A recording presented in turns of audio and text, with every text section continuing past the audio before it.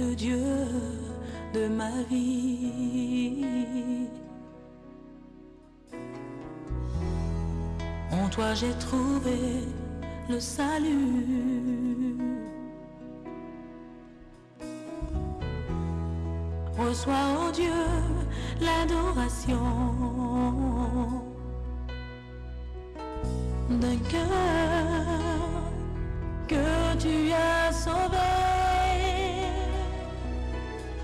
Je veux t'adorer.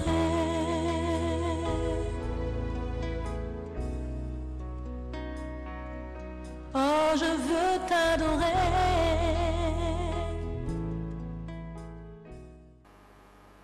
Merci Bandeko Basi Pemibali Balinga Mikati Nankolo Balandia émission La Gloire du Ciel. Merci. La Gloire du Ciel, c'est votre émission, c'est le moment où nous partageons la parole de Dieu. Nous avons des grands témoignages de personnes qui au Bazako Landebiso, Bazako Talisabiso, le Lengenini, Zambe Azako Salamingi, Nakati Abomo Inabango, Kolekana émission La Gloire du Ciel. La Gloire du Ciel.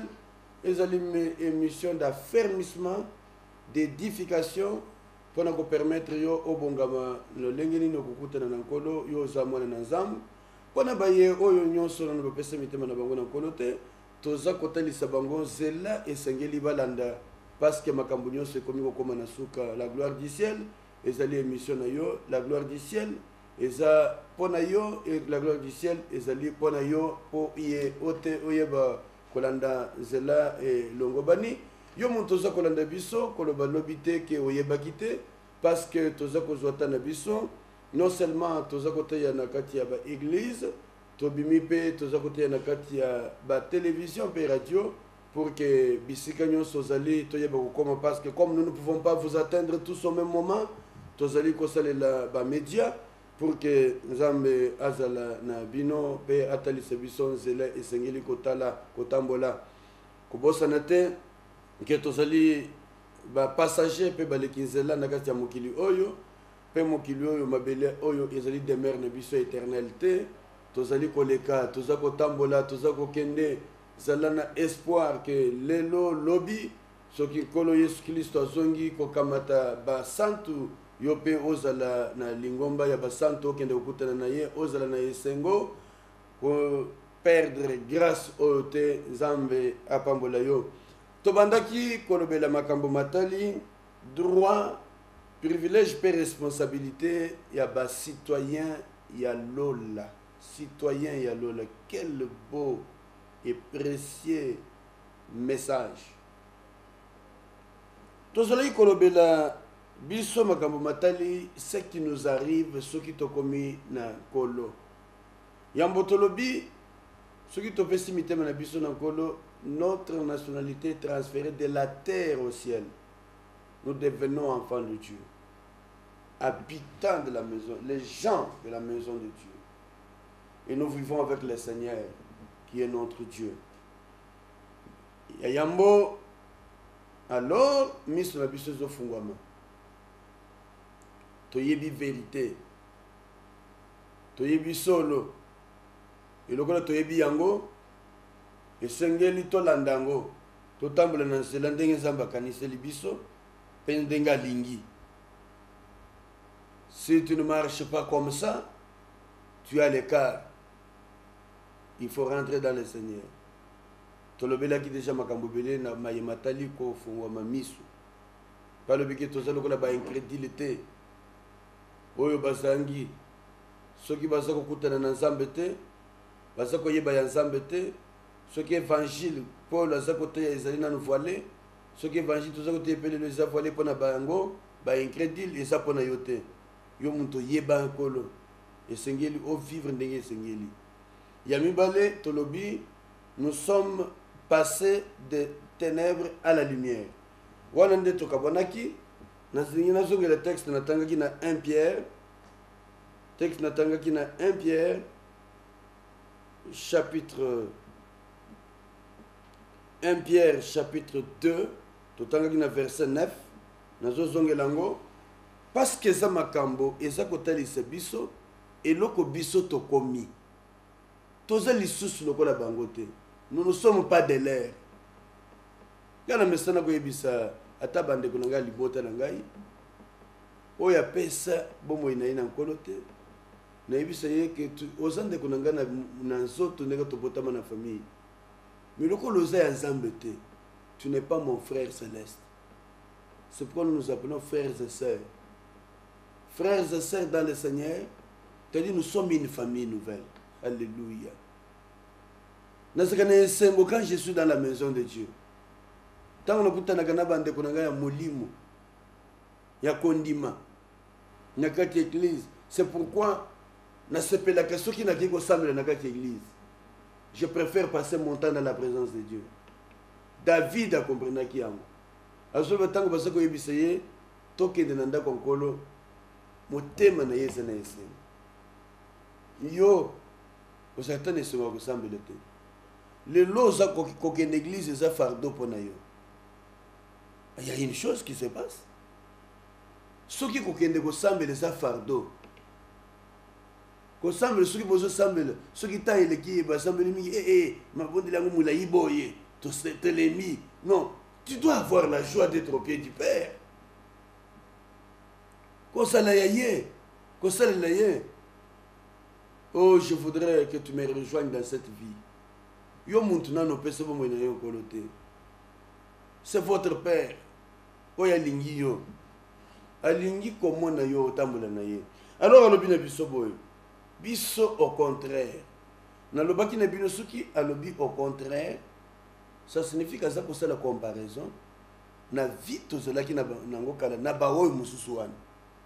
Bantu al mulili wana. Osala ki lobi na bango na mulili. Lelo makambo bongwani. Vous allez sur molilité, au commis ensemble. Donc, le commis ensemble, changer bizarrement, changer paye monnaie. Parce que Bible le lobby, mis sur la bise fongwami. Donc, on a mis sur fongwami. Nous ne voyons plus comme eux.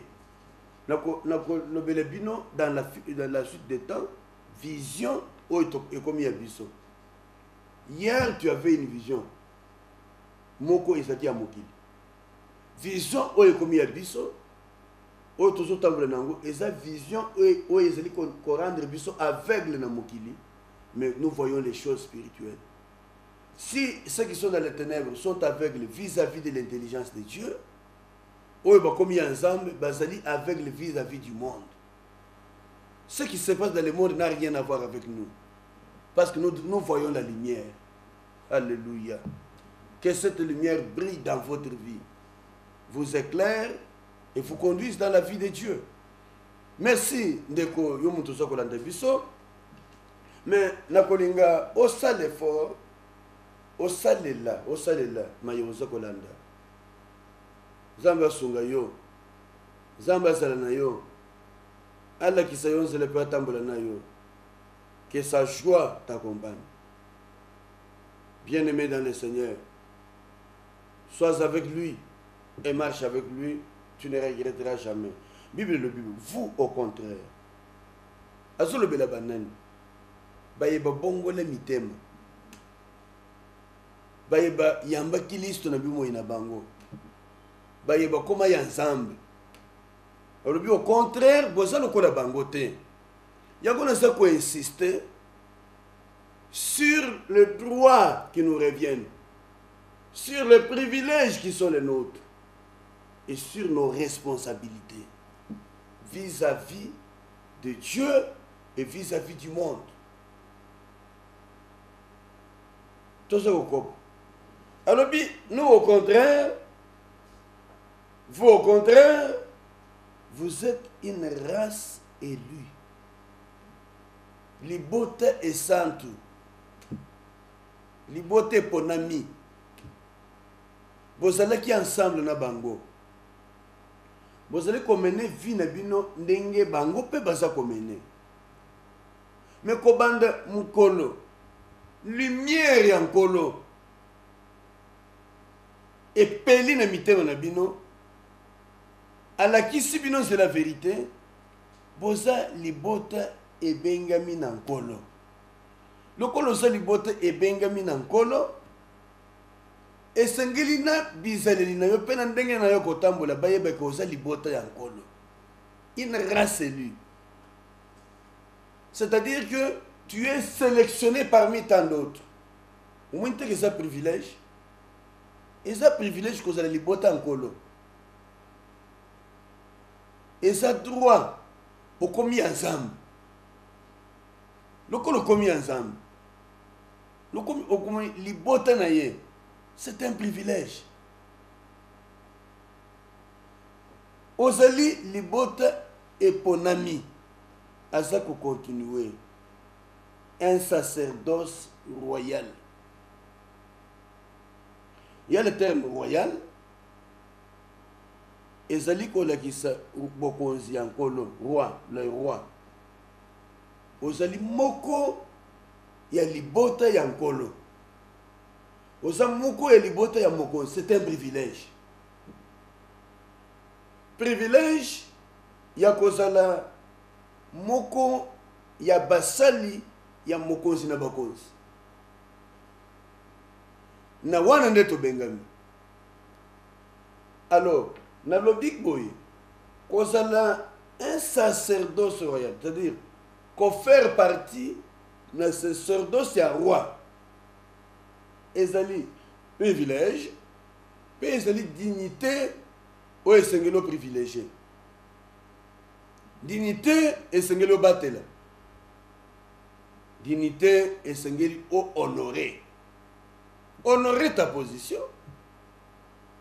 Et ça n'a pas besoin de sonner les milliers de moussous qu'on va casser moins ensemble. Parce que vous savez, parce que vous savez, tu vois ça? Bible et le Bible. Celui qui a honte de moi, j'aurai aussi honte de lui. Olingiza masana ayoka soni. Pendant que témoigner que ça papa na yo. Ce que batami il peut akotika yo. Kozala na sacerdoce ya roi ya mokonzi. C'est-à-dire kozala na service ya roi.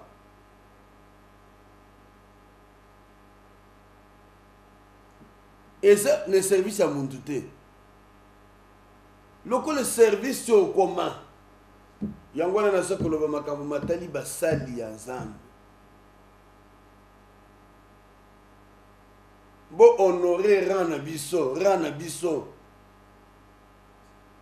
Bo honorer oyo zali. Et ça na biloko mosusu esengeli lisusu e bengama na kati ya mitema na biso na vi na biso soki okomi na sacerdoce ya mokonzi. Tala nano makambo matali bakonzi ya mokili oyo. Soki okomi na service présidentiel. Osa kosala na bureau ya président, osa kokotoyer président. Tu ne vas pas te comporter de n'importe quelle manière. Il faut vivre na dignité ya muntu aza na mosala ya mokonzi. Mais oyo tozosalela oyo pesa bomoi na yo aza na mokonzi ya président ya république. Il est le roi de gloire, le roi des rois. Et le président se soumet à lui. Et toi, un serviteur de Dieu, tu es aussi au service de ce roi et tu travailles même pour ce président de la République. Si un président de ce monde garde une dignité d'un président, mais que dire de toi qui est au service dans la cour royale, la demeure du roi. Et Sengeli vit na biso ezala vie oyo ezali kotalisa oyo biso tokoma. C'est pourquoi tokomene vie na biso ndenge tolingi te. Aso ko continuer lobi une nation sainte. Libota et sainte. La sainteté, c'est l'une des caractéristiques de Dieu. Et ceci devrait primer dans notre vie, au-dessus de toute autre chose. La Bible dit que rien de souillé n'entrera dans sa maison. Et en gros, tant que Kozonga, a okuta kondima na mokili. Libota est sainte. Je fais ceci. Oye bayete. Et ça que basali ya Nzambe te. Na yope ozamona na Nzambe. Tous, nous faisons partie de la famille du roi. Les gens de la maison de Dieu. Peuple acquis. Alors, ceux qui ont commis na famille ya mokonzi. Et sengeli, autant le paix, ndenge longobani. Il faut qu'il y ait la différence. Non seulement que Miss Nabiso Fungwami, mais tous les cas, que l'on voit ténèbres, na molili, to comment na Paul ne rentre pas dans les ténèbres. Vis pour Dieu. Tout ça, libota est sainte. Et l'autre que j'ai caractériser libota est sainte, et j'ai séparation. D'avec, oignon, c'est ça est sainte.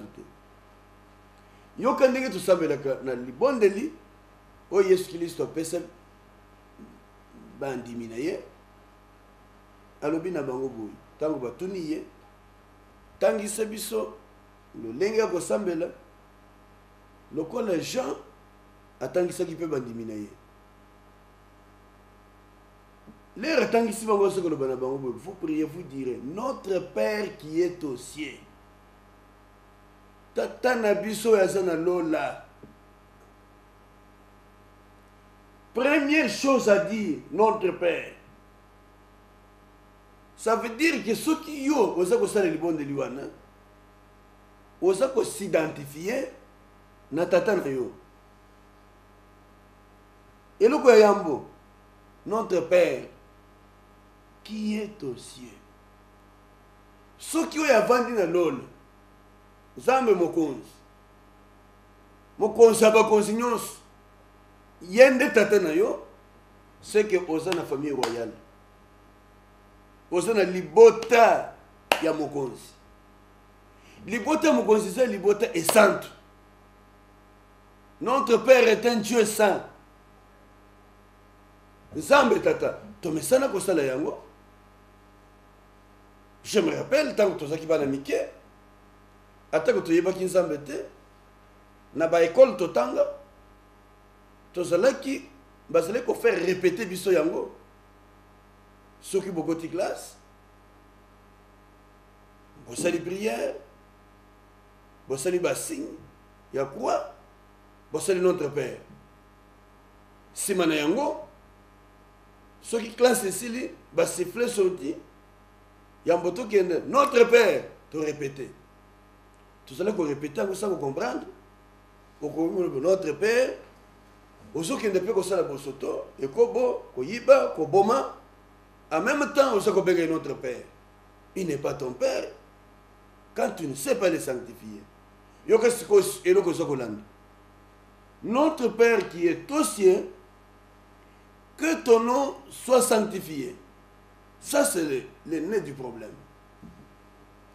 Ce qui oyo tata wana azana lol yende tata na yo et sengeli kombo na yo et la sanctifier na bomoy na yo. Quand tu dis que ton nom soit sanctifié, c'est toi qui dois sanctifier son nom. Osoko sengate bantu musuba sanctifier kombo na ye. Nyo boko. Kombo na yo ebolisama. Mais okobulisa kombo ya nkolo ndenge nini? Ko sanctifier bien ko bulisa kombo ya nkolo ezali ko distinguer ye. Ko distinguer ye. Mais oko distinguer ndenge nini? En les séparant de choses viles.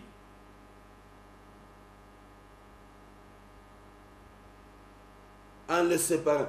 Il faut distinguer comme on encore dans le donc, on distinguer, au moins on pense que yo ça ensemble. On ça ensemble, l'air qu'on sanctifie comme on a. Notre Père, donc, tata na biso, oyo aza na lola oyo aza na bokonzi ya lola kombo na yo ebulisama naza kosukela kaka wana parce que makambo matali reine nasi natangisa bino yango na bokonzi soki bolinga na kozongela yango lisusu Nzambe tata oyo avandi likolo oyo avandi na lola d'abord ya liboso il faut reconnaître yende tata na yo soki aza tata na yo c'est que oza habitant ya mokili oyo te oza habitant ya lola bisika papa na yo azali physiquement oza na mokili oyo mais l'être spirituel tu vis dans le ciel yango wana toza koloba awa na se toza ba ambassadeur toza ko représenter mokili oyo biso touti toza ko représenter ndako ya tata toza ko représenter notre maison alors auti kosilisa lobi kombo na yo ebulisama c'est-à-dire que ton nom soit sanctifié et puis ce que nous comprendre le poto malamu et le bami ton nom soit sanctifié c'est distinguer quelqu'un les séparer des choses viles. Si tu sépares ce qui est vil de ce qui est précieux, si tu lui appartiens, tu les sépareras. Tu ne te mêleras pas dans n'importe quoi. Oza libota ya boule. Libota est sainte. Libota est kabama nankolo. Asa kokoba lobi un peuple acquis. Ah, wana peli kambo moko ya mutuya. Soki o reconnaître que ça tata na yo, pe o distinguer te, o séparer ye na maye ya bosoto. Et sengeli oyebe koza na droit responsabilité à kosala yango parce que ozali libota oyo esombama. Vous savez ce qu'il y a dans un magasin ou bien un garage ou bien chez un automobiliste au sombi mutuka wana ekomi ya yo ekomi propriété na yo lokola mutuka wana ekomi propriété na yo mutu mususu oyo bozwango te kosalela ngo ndenge alingi c'est la même chose Bible lobi peuple acquis donc libota esombama ça veut dire quoi lokola Kristo akufela biso asopa makila na ye po biso tobikisama afuta nyongo afuta mbongo valeur ya oyo afuta ezali makila na ye asopaki pe azoloba libota esombamaki lokola osombamaki eza lokola voiture yo okendaki kosomba moto okokoya kokota te boye azwi yango akende yango lokola ya ye amoi kazala moyibi ça devient une propriété privée de quelqu'un. C'est ce que je voudrais dire. Ce qui osa yazam, au comme propriété privée. Tu ne peux pas aller faire du n'importe quoi sans que tu comprennes que tu n'es plus de ces choses-là. Si tu étais prostitué, osala qui impidique, osala qui ndengenyo solingi koloba, et que Christ asombi yo, okoki kosongela lisusu biloko wana te. Eloko etikali ezali kosalela ndeye. Kosalela ndeye. Donc, il n'y a rien d'autre que tu peux faire qui peut te retourner en arrière. Libota et sombama. Peuple de Dieu.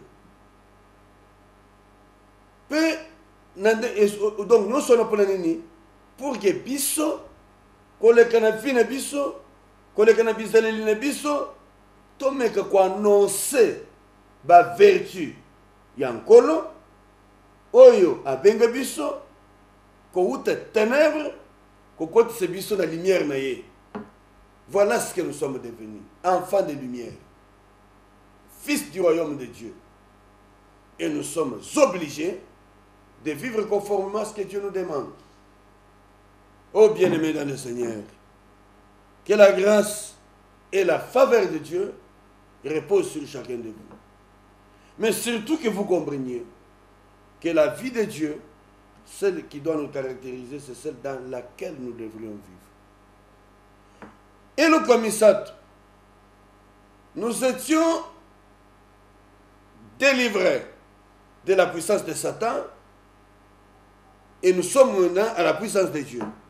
Nous avons dit à Liboso, miso na biso efungwami, ya mibale, touti na ténèbres, tokoti na lumière, ya misatu, tobikisami, tofungwami, na puissance ya Satana, tokei na puissance ya Nzambe.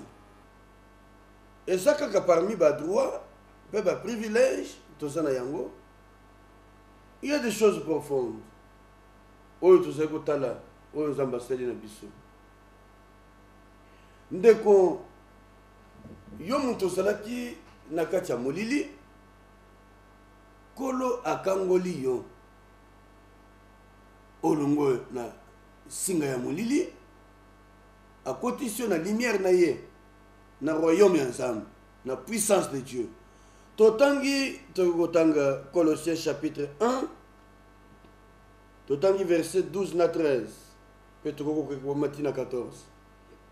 Verset 12 est le Bible. Colossiens chapitre 1, verset 12, kokendetino 14e verset. Alors Bible, rendez grâce au Père qui vous a rendu capable d'avoir part à l'héritage des saints dans la lumière, qui nous a délivrés de la puissance des ténèbres et nous a transportés dans les royaumes du Fils de son amour, en qui nous avons la rédemption, la rémission du péché. Nous nous arrêtons là. Bien-aimés dans le Seigneur. Toutaki koloba makambo makomela kibiso na lolenge kolo alongoli biso na molili pe amemi biso na pole pour que toyeba ko vivre lokola libota et santo. Tolobaki na kotanga makomi ya 1 Pierre. Thomas Pierre a zakota biso que tozali race élue, c'est-à-dire libota et ponami, libota et santo, tozali sacerdoce royal, tozali musala ya mokonzi ya bakonzi, et sengeli totambola ndenge longobani, po toyeba ko annoncer vertu na ye, bisika nyonso toza kokutana. Pe asukaki na koloba na biso, nous sommes un peuple acquis. Tous allez vivre kaka pona ye. Ceux qui au tikala jamais ko réaliser ngo na sengi yo comprendre le lot. Que osa ko vivre pona nkolo. C'est pour lui que tu vis. Pour Dieu que tu vis. Pour la grâce du Seigneur. Et le kolo osa ko vivre pona ye. Suite nango lobi akangoli biso na minyololo ya ténèbres ya mulili na singa ya milili akomisi biso bana ya bokonzi na ye akotisi biso na bokonzi na ye bokonzi ya kolo Yesu Kristo oya bolingo mwana na ye ya bolingo na ye. Ça c'est très important. Là on fait allusion à la délivrance. Nalobi na yondeko oyo ozali ko vivre, tu ne sais pas expérimenter la délivrance que tu as reçue de Dieu. Et tu vis toujours comme un homme de ténèbres ou un enfant de ténèbres. Délivrance auto zokolobela. Et cette délivrance c'est pas seulement na bantu mususu ba mususu te. Non. C'est un privilège où ils allaient réserver na ba nyonso basa ensemble. Okotosa nkolo ndenge nini. Si tu n'es pas délivré, na ba lien ou ya ténèbres. il faut que tu en sois libéré. Il faut être libéré. Ce qui est ici, bon, il y a un colo. Et que on a kotambola na ye.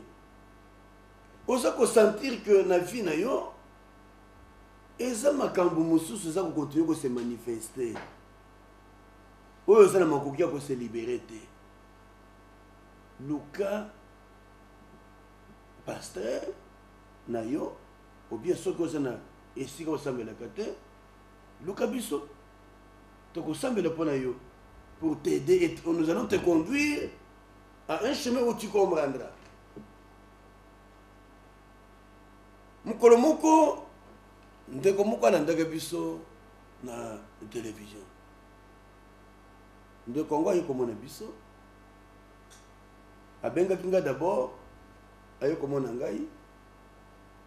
Alobi nanga pasteur na landio na émission. Olobi makambo matali vie oyo esengeli to vivre nango. Kasi nga naza na problème. Nazokoka te. J'avais fait ça. Nasalaka boye, boye na boye. J'étais quand même bien, mais chaque fois que na bandi ko sabela nazo songa sima. Na sololi na ndeko. Na memie na niveau comprendre bisika ye afongola ki ekuke oyo epesaki occasion na satana kokota na vie na ye pe ko imprimer pouvoir na ye. Na yebisi ye que soki ozwi décision ya kotika makambo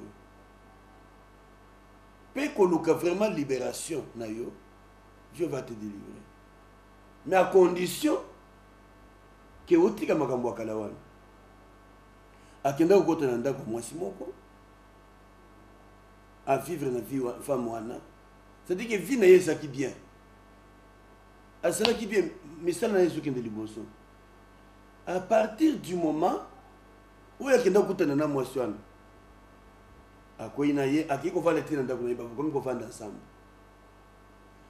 Makambo na nyonso bandi ko dégrogole kokita comme pauvre asa ko souffrir makasi. Mais ya sa ko comprendre te que yende muntu afungola ki ekuke na milimo mabe kolekele vie oya kende ko kota na ndako mwasi wana. Et c'est comme ça que sa vie a été détruite. Et ça na bandeko mibali mpe basi ebele basa ko to ensemble. Mais le fait que après ça mis la vie moko boy a bébé si vie na ye mobile et la vie est devenue comme elle est, a évité comment s'en libérer. Ndeko yo moi si pe mobali osamwana na nzambe tika négligence alors de quoi tout sambeli pona ye to landi à côté na fernissement alandi comment vivre dans la nouvelle vie en Christ. Et puis, tout ça lié prière et délivrance, sa vie a changé. Donc, Kolo a côté de destinée, Moussous. Ce qu'on m'a dit, au condimenter que c'était les malheureux là que tu voyais hier. Il faut qu'on se la détermine la vie. Il y a qu'on vivre une vie, mon con, où ils sont tous ensemble. Il délivre. Il dit, il nous a délivrés de la puissance des ténèbres et nous a transportés dans le royaume du Fils. Ce qui, au Kangolami, paix au côté du royaume ensemble, tu vivrais les merveilles du royaume de Dieu. Ce n'est pas seulement parce que nous venons, au Seigneur nous appartient, le Seigneur nous libère et nous a franchis. Et puis le lobby, si le Seigneur nous a franchis, nous serons réellement libres. Donc, comment est papa, na kokaka kosala 3 mois te sango kweye. Soki na zongelisima, na ukanga motema na sali effort 3 mois 4 mois ils ont belé. Il faut non, tu dois prendre un engagement et chercher la prière. Tu te confesses tes péchés, il est fidèle et juste pour te pardonner, mais il ne faut pas être pardonné et rester dedans. Il faut quitter. Prends la décision de te séparer. Ils allaient séparer, pour distinguer. Négligence na vie. Yangonde ko sala yete tozonga sima toyeba ko kende liboso te to vivre pe vie moko ya désordre. Alors, Bible le Bible, il nous a transportés dans le royaume du Fils de son amour. Ce qui est au côté du royaume ensemble, c'est un royaume d'autorité, c'est un royaume de puissance. Tu peux aussi exercer l'autorité sur l'ennemi. Autorité sur l'ennemi.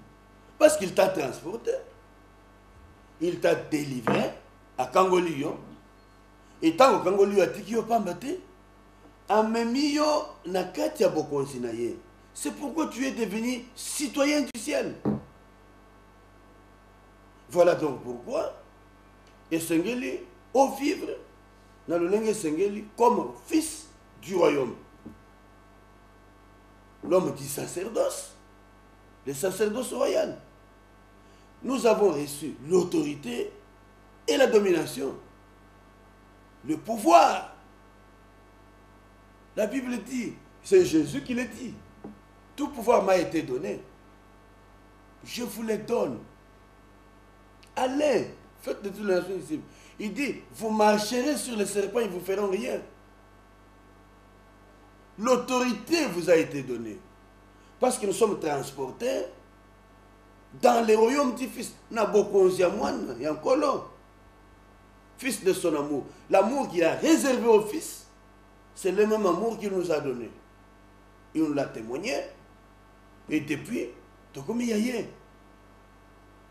c'est une des choses où il y a celle biso tango topesi mitema na biso naye. Non seulement kango libiso na lobaki ya liboso ye kolo afongo libiso miso touti na ténèbres to comme na lumière pe akango libiso na minyololo ya satana na singa satana na balien nyonso ko kanga biso ko telemisa biso tokoki lelo ko salela ye na liberté eloko mosusu ya mine apesi biso pardon ya masumo biso to sala. Il nous a pardonné. Là je voudrais dire une chose. D'abord on attend Éphésiens chapitre 1. Éphésiens chapitre 1, verset 7. La Bible dit ceci. En lui, nous avons la rédemption par son sang, la rémission des péchés, selon la richesse de sa grâce. Dans le terme, oyo, nous avons commis dans la Bible, kolanda inspiration Tomopol, alors na katinaye, tozui rédemption, to sikolami, na katinaye, to sikolami, na makila na ye. C'est que to komi ekelamu yasika. Et si liwanate, alobi rémission de péché. Tous appellent la rémission de péché. C'est-à-dire que il nous a pardonné à l'imbisibiso, puis à effacer, remettre, rémission, c'est-à-dire remettre, donc libérer. Donc, ce qu'on sait qu'il y a nyongo, on a remis, c'est-à-dire qu'on a effacé la dette. Yango na lobi a on a lingina le belo komoko. Et ça na bandeko ba bongo le mitem. Mais batikala na fardo na mitu na bango ya masumu oyo basalaka kala nalobelaka yango mingi pe na vivaka yango mingi na bandimi okomona ndeko ayepa na yo aza kolobela yo makambo ye asi atubela kala. Je voudrais dire ceci.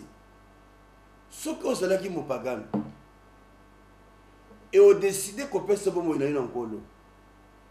Le colo peut si bomber na en colo.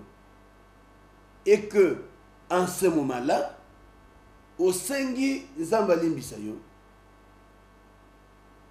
a libéré yo na masumu onyon so sala, tu obtiens non seulement la rédemption que le kanamakile en colo, osa obtenir une rémission des péchés. Pour tout ce que tu avais fait avant ta conversion, il te pardonne. Il y a pardon parce qu'il y a eu rédemption. C'est-à-dire aussi kolami, tu es récupéré, mais il y a eu aussi rémission de péché, c'est-à-dire Masumu Oyo Salaki, il t'a pardonné. Mais il y a des gens qui sont convertis, qui prient le Seigneur, mais continuent à se repentir chaque jour de leurs péchés. Je voudrais dire à quelqu'un, si tu as été converti sincèrement, tu as la rédemption dans le sang. Tu es rédempté. C'est-à-dire que aux gens qui sont condamnés à mourir, grâce au sang de quelqu'un, tu as eu la rédemption, c'est-à-dire tu es récupéré de la mort et tu vas à la vie. Alors, le coup nous a récupéré de la mort, ok, la seconde chose que tu obtiens, c'est la rémission. On remet tes péchés.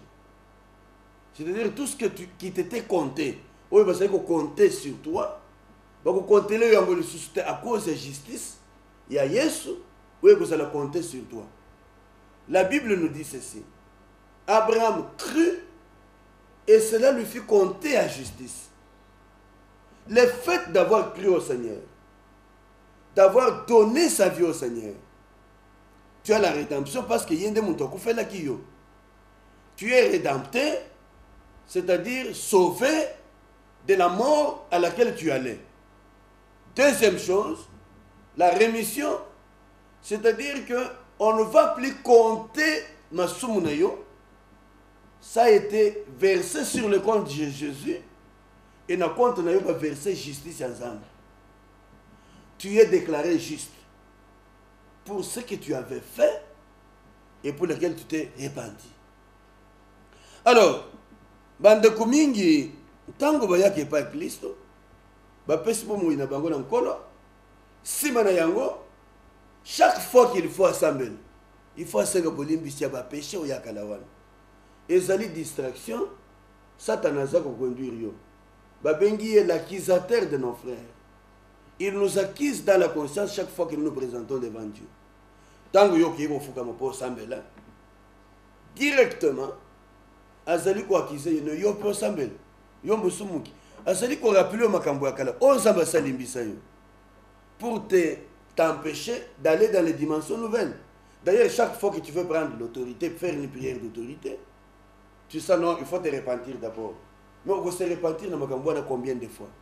Je crois que là, tant on a le bango, on doit reconnaître en comme la gayo. Yebanga yokanga malam, ko bosanate, kolo azali oyo asi kola yo, ko sikola ezali ko récupérer bombo ina yo na makila na nkolo a commission mosantu. Tu es devenu juste. Abraham andimi lokola andimaki makambo ya ndimelaki ekotisa justice na bombo ina ye yo pe ondimeli oya kufelaki yo osikolami automatiquement tu es compté comme juste. Là, c'est la même chose. Mais ne continue pas à marcher dans les péchés. Si tu continues à marcher les péchés, tu vis le désordre. Et tu as besoin de la délivrance dont nous avons parlé. Voilà, Tokosong la Makambo Oyo semaine prochaine. Parce que Basali Bisso Sinketan Bisso et Sili. Nakosong la Makambo Matali Koyamba bolimbisi ya masumu oyo tosalaki mpe na kozongela le texte ya Ephésiens 1 chapitre 7 po tokontinue na makambo oyo tozali kotanga. Nzambe apambola yo muntu olandi biso na émission ya lelo kobosana te kozali libota esantu soki nano pesa bomoi na nkolo te. Le temps est là de le faire. N'attends pas que ce soit trop tard. Jour yo okozana makoki ako décider te.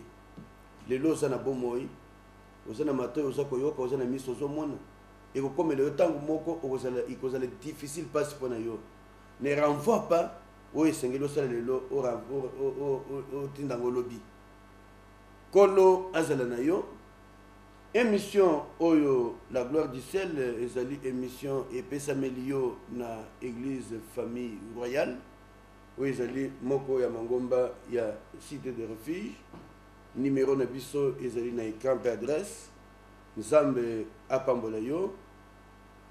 Tosilisi na losambo, lokola momesano. Papa, nous te disons merci pour la grâce que tu nous as faite d'être en forme ce soir et de partager ta parole. Maintenant que nous l'avons fait, nous laissons tes enfants qui nous ont suivis sous ton autorité et ta grâce. Accorde-leur tes grâces et tes faveurs. Ouvre-leur les ouvertures afin qu'à chaque occasion, ils ne manquent pas de se consacrer à toi et de vivre pour toi. Nous avons dit ce que nous pouvions dire et nous laissons le reste du travail au Saint-Esprit qui accomplira sa grâce à ceux qui ont pris l'engagement de donner leur vie à toi ce soir. Que Dieu, tu les aides à faire un pas et que tu les orientes vers toi pour la gloire de ton nom. Nous t'avons prié et les avons tous les saintes mains et nous te disons Amen. Merci, que Dieu vous bénisse et à la prochaine. Tu es le Dieu de ma vie. En toi j'ai trouvé le salut. Reçois, ô Dieu, l'adoration d'un cœur que tu as sauvé. Je veux t'adorer.